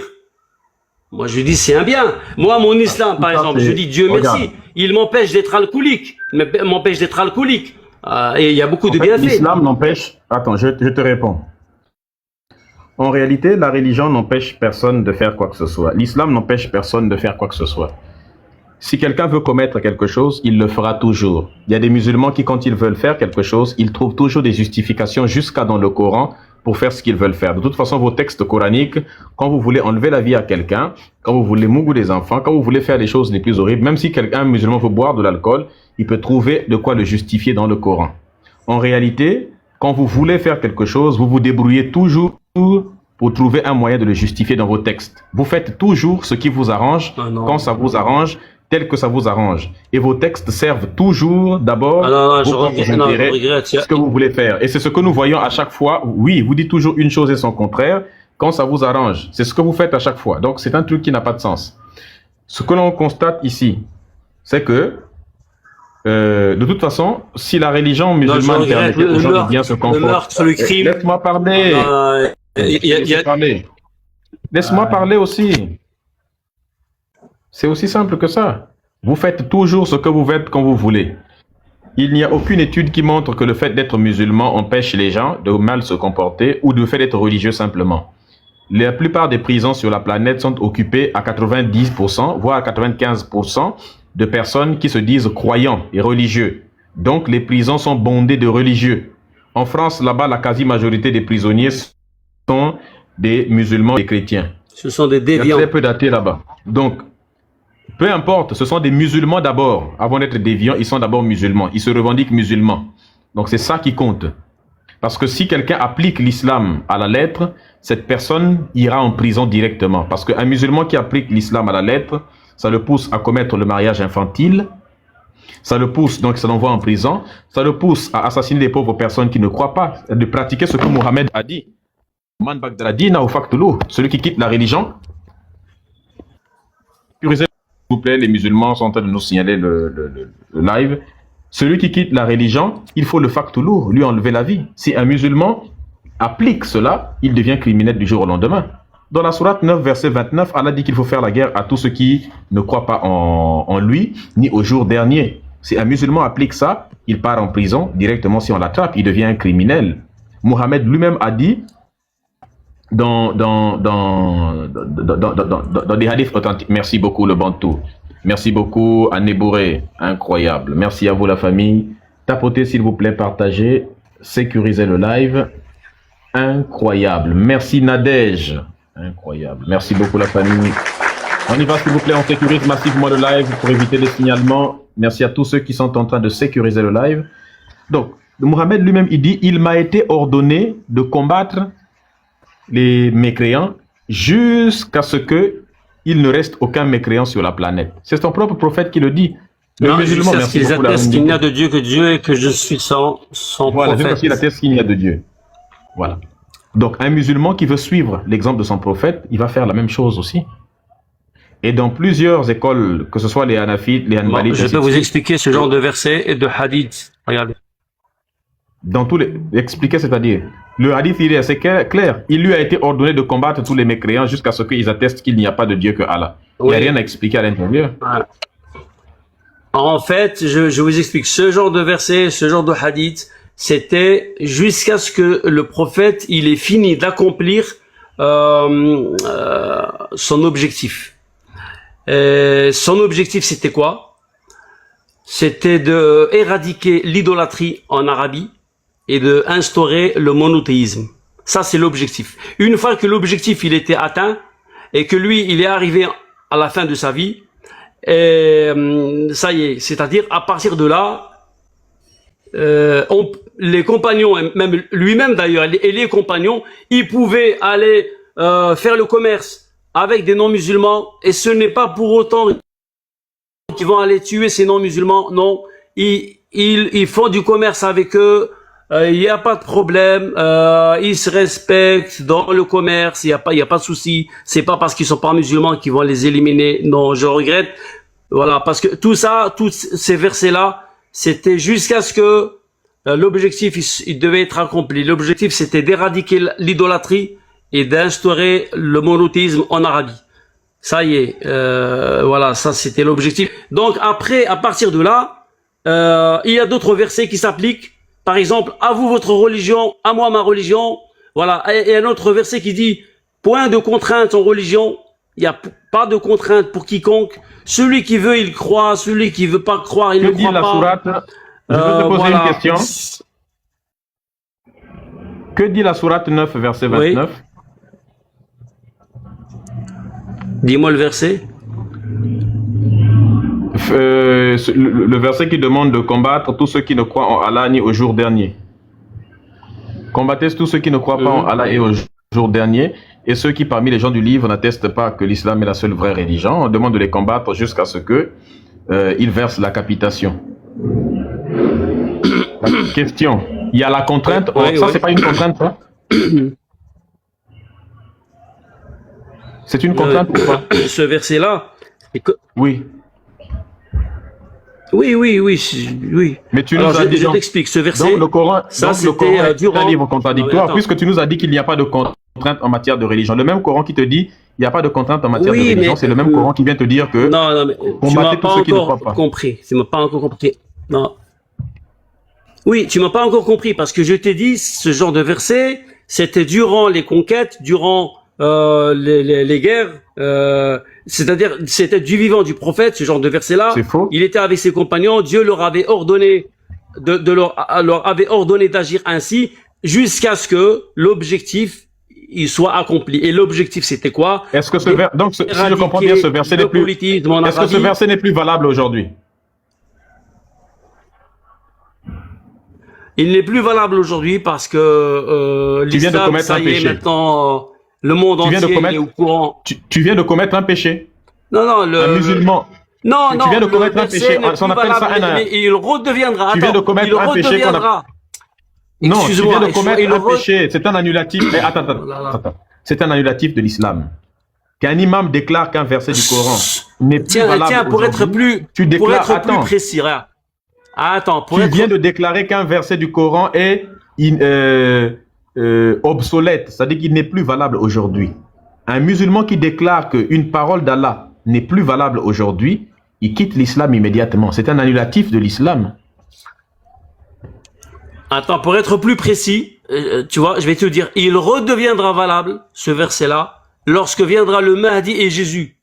Parce que Jésus, l'objectif, quand Jésus viendra, l'objectif de Jésus, c'est d'unir entre les Juifs, les chrétiens, les musulmans et tous les peuples du monde, c'est de les unir sur la même religion, sur la même parole de Dieu. Est-ce qu'il y a des gens qui ont commis des djihad après Mohammed? Dis-moi, est-ce qu'il y a des musulmans, est-ce qu'il y a des musulmans qui ont fait des djihad après la mort de Mohammed? Ils ont fait le djihad, oui. Et, comme je vous l'ai dit tout à l'heure, c'était un djihad dans le but de propager l'islam. C'est pas d'aller tuer les gens. C'est pas l'objectif d'aller tuer les gens. C'est de propager l'islam. Les califes de l'islam n'ont pas tué des gens? Mais ça, c'était des conflits entre eux. Non, c'était pas des conflits. Ils ont fait, non, ils ont fait des djihad, c'est-à-dire ils sont partis propager l'islam. C'était pas des conflits. Ils sont partis propager l'islam, oui. L'objectif de propager l'islam, c'est de le propager en paix tant qu'il n'y a pas opposition.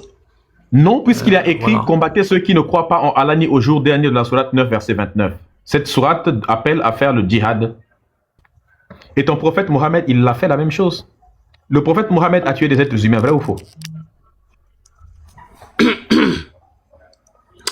De toute façon, Médusa, je vais te dire, si je constate, tu as une position donnée, tu veux pas changer de position.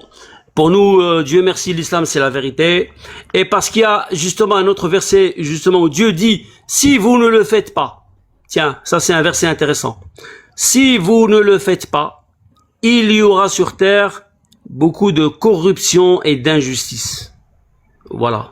Et je vous dis aujourd'hui la même chose, que Dieu, il faut comprendre la volonté de Dieu.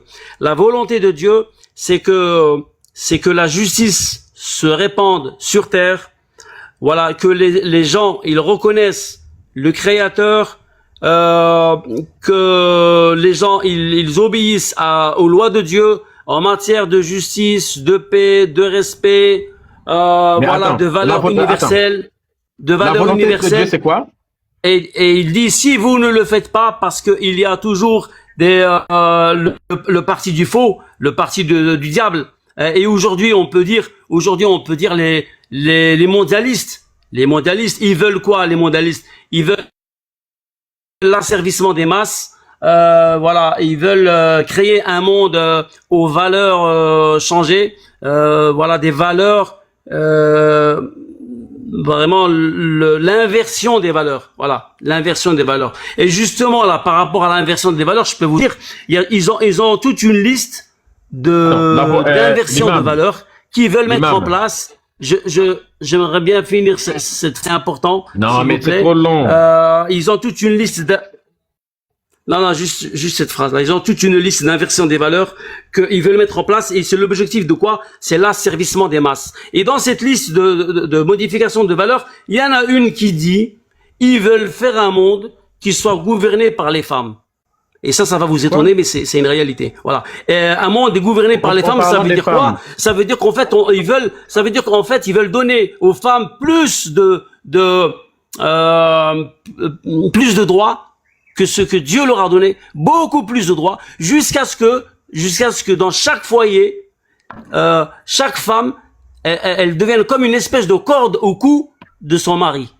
Et tout ça, c'est quoi? C'est pour casser les foyers, diviser les foyers. Voilà, vraiment l'inversion des valeurs. Voilà, voilà, diviser pour mieux régner. Et ça, c'est le plan de Shaitan, le plan du diable. C'est pour ça que Dieu, si vous ne le faites pas, eh ben, il y aura sur terre corruption et injustice. Et justement, corruption et injustice, ça, c'est la volonté des mondialistes. Voilà. Ils vont jusqu'à même influencer même les scientifiques. En fait, les scientifiques, les scientifiques, ils sont même pas libres. Ils sont même pas libres de nous dire la vérité. Ils sont manipulés par des lobbies athées. Par des lobbies athées. Si tu ne veux pas parler, si tu veux seulement parler, si tu veux pas débattre, tu me dis, hein. Tu n'es pas à la mosquée. Ben voilà, moi j'ai dit ce que j'ai à dire, hein. Ton prophète a dit, est-ce que tu es d'accord qu'on a le droit de battre la femme? Dans la sourate 4, verset 34, sourate Nisa, on dit qu'on peut taper la femme. Est-ce que tu es d'accord avec ce verset? Oui, ben, c'est préconisé d'une façon sage. C'est pas, il est pas en train de vous dire on la bat tout de suite du premier coup. Non, il a dit ça, c'est le dernier recours. Non, je n'ai pas dit ça. Mais avant, il faut. Donc tu es d'accord de taper la femme au dernier recours, c'est ça? Oui, si vous voulez, on peut lire le verset ensemble. Je vous l'explique. Je connais bien le verset. En dernier recours. Ou d'accord. Est-ce que tu es d'accord? Voilà, il parle de les exhorter. Ma question est claire. Est-ce que tu es d'accord? Oui, je suis d'accord. Oui, ça m'est même déjà arrivé. Ça m'est. Oui. Tu as déjà tapé ta femme en dernier recours. Je suis d'accord. Hein? Oui. Et à la fin, j'ai divorcé carrément. C'était préférable. Le contraire m'aurait. Je suis avec une autre femme. Voilà. Jusqu'au moment où tu vas la Wadribohuna, elle aussi. Alors parce que moi je vous dis, là le verset, c'est là pour citer le verset, il dit d'abord de les exhorter, c'est-à-dire avec la bonne parole, avec la sagesse, voilà, les exhorter, le bon conseil, etc. Et si ça marche pas, et il dit vous faites chambre à part. Normalement, si vous êtes déjà si vous êtes sage, suffisamment sage dans vos conseils, dans vos bonnes paroles, dans votre exhortation, déjà vous allez déjà vous allez comment dire, corriger le conflit déjà si vous êtes sage suffisamment avec votre exhortation. Voilà. Après si ça marche pas, il dit vous faites chambre à part. Et même ça normalement c'est suffisant pour voilà, pour calmer le conflit. Après si ça marche pas, chambre à part, il dit frappez-les, il dit frappez-les. Et voilà, le dernier il y a plus de chances de régler un conflit. Et là les savants, regarde. Il y a plus de chances de régler un conflit. Et là, les savants, ils disent... Vos savants, attends d'abord. Il y a plus de chances de régler un conflit si vous dormez sur le même lit que si vous faites lit séparé. En gros, le Coran te préconise tout ce qu'il ne faut pas faire pour régler le problème. Je regrette. Non, mais on peut pas dormir ensemble. Si on se fait la guerre, on peut pas dormir ensemble. Si, justement. Il peut y arriver que au milieu du lit, l'un ait envie de l'autre et puis aller, vous deux pouvez avoir envie en même temps, après aller, vous vous niassez un peu. Il y a des conflits qui se règlent comme ça, vous êtes fâchés tous les deux, mais il arrive un moment où la tension sexuelle est tellement pointue qu'à un moment donné, vous vous jetez l'un sur l'autre sur le lit, au milieu de la nuit, vous faites comme si tu t'approches un peu de l'autre, comme ça, tu bouscules l'autre, fais semblant de bousculer, à un moment donné, et puis c'est parti comme ça. Il y a des conflits qui se règlent comme ça, hein. Parce que quand vous faites déjà lit à part, c'est vous vous séparez. Et quand il y a séparation de corps comme ça, c'est déjà fini. Tu vois? Quand il y a séparation. Est-ce que je peux faire une petite pause et revenir après? Je peux faire une petite pause et revenir après parce que j'aimerais bien vous raconter une petite histoire d'un lion qui a beaucoup de morale, justement. Ou bien je la raconte tout de suite si vous voulez, vraiment beaucoup de morale hein, pour comprendre l'état d'aujourd'hui, l'état des musulmans aujourd'hui et comment. Non, pas maintenant, plus tard. Ouais. Parce que l'histoire de Lyon, non. Pas maintenant. Plus tard, on va d'abord manger. Quand tu as fini de manger. C'est très intéressant, franchement. On verra plus tard avec cette affaire de Lyon là. On va d'abord prendre donc on a le temps de t'attendre, on prend d'abord tes frères, n'est-ce pas? Ok. Moi, je vous dis, mon dernier mot avant de descendre, le chercheur de vérité sincère, il ne se contente pas uniquement d'une seule thèse, il doit aussi utiliser l'antithèse et la synthèse prendre tous les éléments en compte, les positifs comme les négatifs, les Et hadiths pour les également, musulmans, on qui ajoute... préconisent Tu as les oublié valeurs un autre universelles. détail. Voilà, prendre Après la tout ça en synthèse, tu as compte oublié quelque avant chose. de juger. Tu as oublié quelque chose après la Vas-y, dis. synthèse. Tiens, dis-moi-le. La thèse, oui, la thèse, l'antithèse, la synthèse, et pour les musulmans, il faut ajouter la foutaise à la fin. Pour l'islam. Ok, ben tu fais comme tu veux, tu es libre. Écoute, chacun est libre. Voilà, nous on est croyants. Toi, si tu veux pas croire, libre à toi. Et moi, je te dis juste, fais attention. Fais attention. Si tu fais l'apologie de l'athéisme, comment on appelle ça, l'apostasie, c'est pas bon pour toi. C'est dangereux et ça va te porter préjudice. Voilà. Sur ce, je vous laisse et donc à plus. On se reverra après. D'accord. À moins. Allez, Lilou, salut. je pense que tu n'as pas fait exprès de monter ou bien? Lilou? Ah, bonjour. Lilou, comment tu vas? Oui, ça va. Voilà, je pense que je fais moins de bruit, c'était mon ventilateur. Ah, ok. Médusa, tu Ma es queen. vraiment doté. Tu es vraiment doté d'une patience. Ce monsieur n'a pas arrêté. Ce monsieur n'a pas arrêté de débuter des horreurs au nom parce que c'est la religion qui le dit. Lui-même, il n'a aucune réflexion.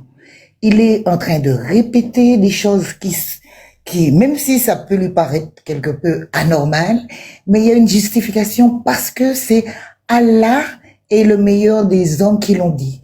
Ce monsieur ose raconter une scène horrible de sexualité avec une enfant, se délectant. Ce monsieur devrait être écarté de la société. C'est un dangereux. Et j'espère qu'il n'a pas d'enfant. Ce monsieur, c'est un batteur de femmes. Mais tout ça va ensemble. Hein. C'est la même catégorie, c'est la même vermine, si je puis me permettre. Ce monsieur bat sa femme. Et il dit, bon, ça n'allait pas, et puis il a changé. Il en a pris une autre. Mais il la tapera. Et peut-être la tuera. Pourquoi pas, ce n'est qu'une femme. Vraiment, ces religieux rendent les gens fous. Les gens sont dépossédés de leur cerveau. Les gens ne réfléchissent plus, ou pas, ou je sais pas, ils considèrent ça comme un bien acquis. La religion, bien acquis, quelque chose qui... Ça peut s'entendre, hein. Ça peut s'entendre. Sauf que là, on tombe, on glisse dans une forme de fanatisme qui est quand même inquiétant. On ne sexualise pas une gamine. On n'a pas une érection pour une enfant. On ne décrit pas un rapport sexuel avec une enfant sous prétexte qu'un Dieu le tolérerait. C'est vraiment insupportable. Hotep. Il m'a sorti hors de... Voilà pourquoi j'ai même changé de chapitre quand il a dit ça, parce que j'ai compris que c'était plus la peine d'insister sur la question du mariage avec les enfants, parce que c'était suffisamment horrible. Mais la façon dont la passion qu'il mettait, j'ai senti quelque chose de malsain. Il se délectait. C'était malsain. Il mettait de la passion tellement quand il en parlait. On sentait que... est-ce que c'était vraiment son ami? Parce que ça aussi, c'est une question qu'on peut se poser. Non, je pense que c'est de lui qu'il parlait. C'est de lui qu'il parlait. C'est pas son ami, c'est lui. Parce que la passion sa façon d'en parler, je suis pas sûr que ce soit vraiment un ami. Hein. C'est de lui qu'il parlait. Et il jouissait pratiquement en direct, pardonnez-moi. Vraiment, c'est vraiment la pire. Il est vraiment en dessous de tout. C'est grave. Allez, je te laisse continuer ton émission. Merci à toi, merci beaucoup, ma reine. C'était Hotep. Non, mais les amis, elle a complètement raison. C'est-à-dire que c'est quelque chose. Je pense que vous avez ressenti la même chose que elle et que nous tous, les amis, dans les commentaires. Je pense que vous avez ressenti la même chose. C'est quelque chose de.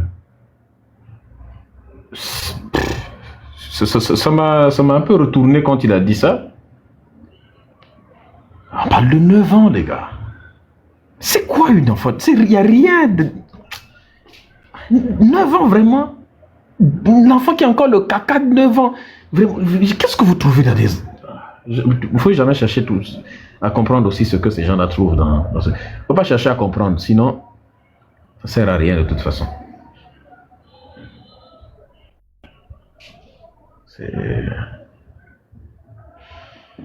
Si vous êtes chrétien, si vous êtes musulman, faites vos demandes. Il a dit quoi? Bah, tu verras ça dans les rediffs. Abonnez-vous à ceux qui rediffusent souvent les lives. Vous allez revoir ça. Donc, les détracteurs du mouvement kémite, vous pouvez monter. Les chrétiens, vous pouvez monter. Les musulmans, vous pouvez monter. Les juifs, vous pouvez monter. Je vous écoute. Si vous n'êtes pas religieux, la seule chose qui peut faire vous monter, c'est si vous êtes détracteur ou si vous avez des choses à reprocher au mouvement kémite. Plutôt que de parler de nous dans les vidéos que vous faites souvent, venez nous débattre ici. Daomine. Allô? Oui, bon, c'était pas un débat, mais un massacre, je t'assure, c'était pas un débat, ça. Oui, est-ce que tu es religieux? Non, il ne faut pas te mettre en pause. Tu viens de monter du live, tu ne peux pas te mettre en pause directement. Quand tu quittes TikTok, on ne peut pas t'écouter. Sinon, on va te faire descendre. Oui. J'ai même entendu un coup de feu là à côté de lui, là, je ne sais même pas ce que c'était. Tapotez s'il vous plaît, partagez, sécurisez le live. Si vous êtes religieux, faites vos demandes. Si vous n'êtes pas religieux et que vous êtes détracteur des kémites, faites vos demandes également. Nous vous écoutons. Non mais l'imam là, vraiment, c'est incroyable. Muherembe.